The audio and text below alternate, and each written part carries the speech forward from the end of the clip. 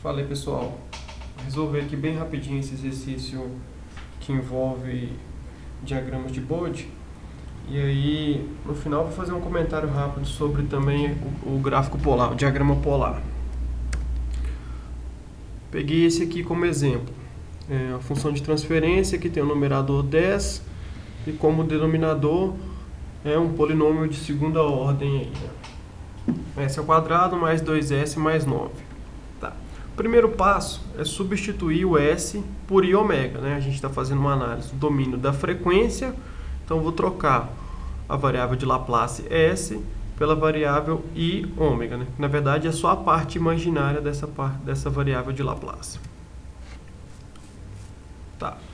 Feito isso, eu vou tentar separar essa função de transferência em partes que eu consiga trabalhar, partes que eu já sei como que essa parte vai se comportar. Então, um número no numerador, ele vai me dar origem a um ganho. Então, o número do numerador vai corresponder a um ganho. O ganho eu sei trabalhar com ele individualmente. O denominador, polinômio de segunda ordem, então é um fator de segunda ordem. Também sei trabalhar com ele individualmente. Só preciso colocá-lo na sua forma padrão. Qual que é essa forma? É o seguinte, a gente tem então o fator de segunda ordem no denominador, ele fica com i ômega dividido por ômega n ao quadrado, mais 2qc i ômega dividido por ômega n, mais o 1. Então o que a gente precisa manipular aí é esse número que está sozinho, fazer ele ficar igual à fórmula padrão, né? Fazer o 9, transformar o 9 no 1. Para isso eu preciso dividir o meu denominador por 9. Consequentemente eu vou ter que dividir também o numerador. Tá? Então eu vou dividir a minha função de transferência aí em cima e embaixo por 9. Aí eu vou ter 10 sobre 9 no numerador, embaixo eu tenho i ômega ao quadrado dividido por 9. Se eu quiser colocar dessa forma aqui, eu vou perceber que o meu ômega n vai ser 3. Né? Se eu tirar a raiz de 9, 3, aí eu fico com i ômega dividido por 3, todo mundo ao quadrado. Isso quer dizer que o meu ômega n vale 3. E com o ômega n eu consigo, inclusive, calcular depois, se for do meu interesse, calcular o valor do Xi aqui nesse segundo termo. Sabendo o valor de ômega n, eu consigo calcular o valor do Xi. Tá. Então, esses são meus dois fatores. É o numerador, que é um ganho valendo 10 sobre 9, e o meu denominador, que é um polinômio de segunda ordem, que tem ômega n igual a 3. Tá? São esses dois fatores. Vou esboçar, então, o gráfico de Bode para esses fatores individualmente. Vou começar aqui marcando de vermelho o gráfico para o ganho K de 10,9. Então, o diagrama de Bode ele entra com magnitude em um gráfico e ângulo de fase no outro. A magnitude ele não entra com ela diretamente, ele calcula primeiro a magnitude logarítmica. Então a gente faz 20 vezes o log de 10 sobre 9. E aí sim a gente entra com esse valor no gráfico. Então o log de 10 sobre 9, log na base 10, né, vezes o 20. Esse valor vai dar um valor pouco acima de 0,9, se não me engano. É um valor pouco acima do zero aqui. Então, o gráfico da magnitude logarítmica do ganho vai ser uma reta, tá? Porque ela não depende da frequência. Aqui embaixo a gente varia a frequência, só que o gráfico do ganho não varia com a frequência. Então, vai ser uma reta aqui nesse valor, se não me engano é 0,9, uma reta constante aqui, pouco acima do zero. Tá? Seria mais ou menos isso. E o ângulo de fase? O ângulo de fase é o seguinte, o ganho K é um número real, tá? Um número puramente real. Então ele vai estar sempre em cima do eixo real. Como esse ângulo de fase é um ângulo medido em relação ao eixo real, o ângulo de fase do K vale zero. Então vai ser também uma reta aqui em cima do valor zero. Tá? Não consegui desenhar muito bem, mas é uma reta aqui em cima do zero. Tá, beleza? Segundo termo. O segundo termo é um termo de segunda ordem. O termo de segunda ordem é o seguinte, deixa eu pegar até outra cor aqui para ficar diferente. Opa. se eu conseguir, né?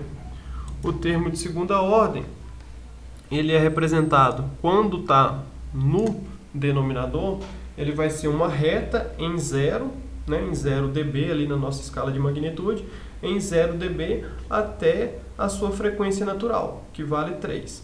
E a partir da frequência natural é uma reta com inclinação de menos 40 decibéis por década. Então ele vai cair 40 decibéis a cada década. Se ele tivesse no numerador, esse termo de segunda ordem, ele cresceria 40 decibéis por década. Então vamos lá desenhar aqui a magnitude. Ela é 0 até a frequência natural, frequência ômega-n igual a 3. Então a gente tem aqui 10 elevado a 0, que corresponde a 1. Então o próximo traço aqui vai ser o 2. Então o seguinte vai ser o 3. Ômega-n igual a 3 vai estar por aqui, ó. Tá, então aqui vai estar o 3. Então é essa posição aqui em frequência. O gráfico no 0 vai vir até aqui, né? Ele vai vir com uma reta no 0 até ali. Então ela está um pouquinho abaixo da vermelha, tá? A vermelha está em 0,9, a azul está exatamente no 0. A partir daqui ela começa a cair 40 dB por década. Então quando a gente andar uma década aqui no gráfico, né, que é multiplicar por 10, ele caiu 40, ele vai estar aqui no menos 40. Quando a gente andar mais uma década, vai cair mais 40, vai estar no menos 80. Então é uma reta que cai, né? E aí eu tentar passar nesses pontos, que cai 40 dB por década. E se a amplitude está indo para os valores muito negativos aqui em escala de dB, significa que na escala normal essa amplitude está indo a 0, tá? Essa amplitude está se aproximando de 0. E o que acontece com o ângulo de um termo de segunda ordem? Ele sai basicamente do 0, tá? Ele vai sair aqui, ele vai começar tendendo ao 0 e vai tender para menos 180, tende para menos 180, e na frequência natural, né, no ômega-n aqui valendo 3, ele vai passar no menos 90. Então aqui passa no menos 90 aqui em 3, ele vem tendendo a 0 aqui, tem uma mudança de concavidade aqui, né? Ele tem uma boca para baixo a princípio, depois passa até uma boca para cima, e aí tende ao menos 180. Tá? A ideia é basicamente essa. Tá? O diagrama de Bode é isso. A gente desenha o diagrama dos dois fatores e aí a gente junta para fazer o diagrama que seria o diagrama de Bode da função de transferência como um todo. Deixa eu pegar mais uma cor diferente aqui, né?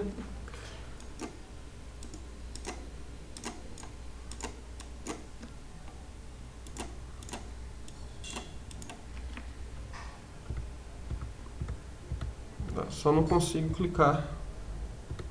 Aí. Vamos lá, começar com um ângulo que está mais fácil. O ângulo, o ganho K, que está a curva vermelha, ele contribui com 0 ao longo de toda a faixa de frequência. Então, o que vai mandar no ângulo de fase da função de transferência vai ser o ângulo de fase do próprio termo de segunda ordem, né? Ao somar 0, que é a curva vermelha, com a curva azul, a gente vai ter exatamente a replicação dessa curva azul. Então a função de transferência vai ter um ângulo de fase exatamente igual, não vou conseguir fazer, exatamente igual a essa curva azul. Tá. E a magnitude? A magnitude é o seguinte, a princípio a vermelha contribui com 0,9, ela contribui com 0,9 ao longo de toda a curva, e a azul contribui com 0. Então aqui no início a gente vai estar em cima da curva vermelha, 0,9, tá? Até chegar na frequência natural aqui, da frequência do termo de segunda ordem. A partir desse ponto a gente começa a cair, né, 40 dB por década. Então a gente vai estar um pouquinho acima da curva azul, vai estar paralela a essa curva azul aí, um pouquinho acima. Tá? Mais ou menos essa é a ideia. E qualquer ponto que a gente pegar aqui, a curva azul vai estar 0,9 abaixo da curva preta, que é a diferença dada pela soma da vermelha com a azul aqui. Tá? Então aqui está o diagrama de Bode. Agora, para a gente traçar um diagrama de Nyquist baseado nesse diagrama de Bode, o que é que a gente precisa? A gente precisa entender qual que é a magnitude inicial, né? Aqui esse gráfico ele não começa do zero, um gráfico em escala logarítmica, ele não começa da frequência zero, né? Porque não tem nenhum número que você coloque como expoente que vai dar zero. Então ele começa aí de números tendendo a zero, tá? 10 a menos 2 é 0,01. Se fosse 10 a menos 3 seria 0,001. Tá? Mas aqui o início nunca é o próprio zero. Tá? Agora no diagrama de Nyquist a gente pode começar com a frequência sendo zero. A gente pode substituir o ômega por zero, calcular, ver quanto que vai ser essa frequência, a função de transferência, né? E a gente pode pegar parte real, parte imaginária e aí traçar o nosso gráfico. Vamos lá fazer isso. Então, deixa eu passar aqui para o slide seguinte, onde eu tenho um esquema aqui preparado. Então, tá aqui a minha função de transferência, né? Eu posso começar então com ômega igual a zero. Se eu fizer ômega igual a zero, para começar a traçar o meu gráfico, o que vai acontecer? Esse termo aqui vai sumir, esse aqui também vai sumir, a gente vai ficar com 10 dividido por 9, dividido por 1. Então, basicamente, a gente vai ficar com G, né, no ponto 0, valendo 10 sobre 9. Tá? G no ponto aí onde a frequência vale 0.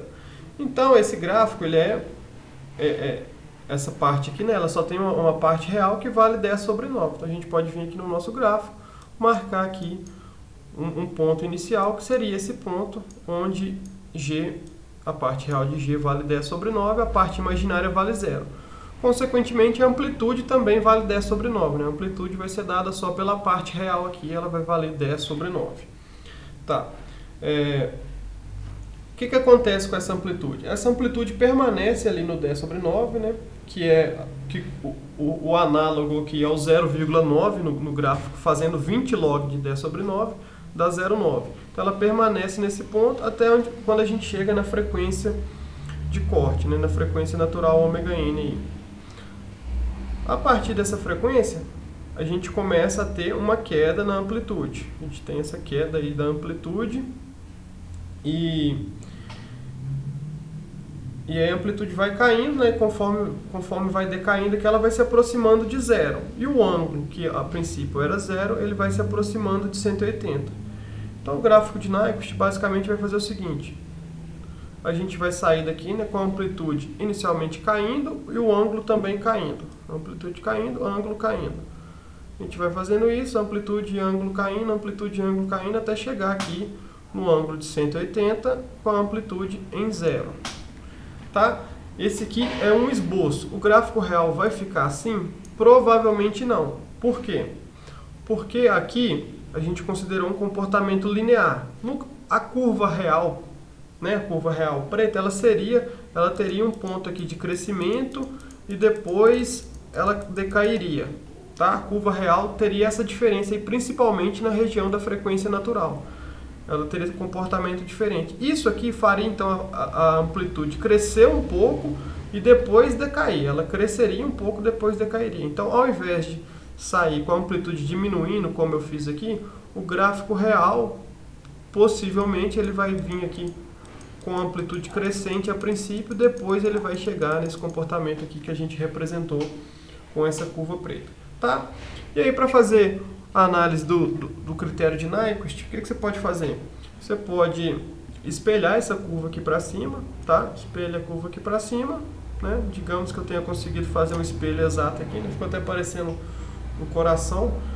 Digamos que esse aqui seja o espelho exato. A gente pega o ponto menos 1 aqui e faz a análise baseada no número de envolvimentos que essa curva fez no ponto menos 1. Tudo bem? Então o diagrama de Bode era basicamente isso daí. Tá? Esse critério de Nyquist eu vou deixar para vocês fazerem aí, terminar essa análise e chegarem às conclusões se o sistema é estável ou não.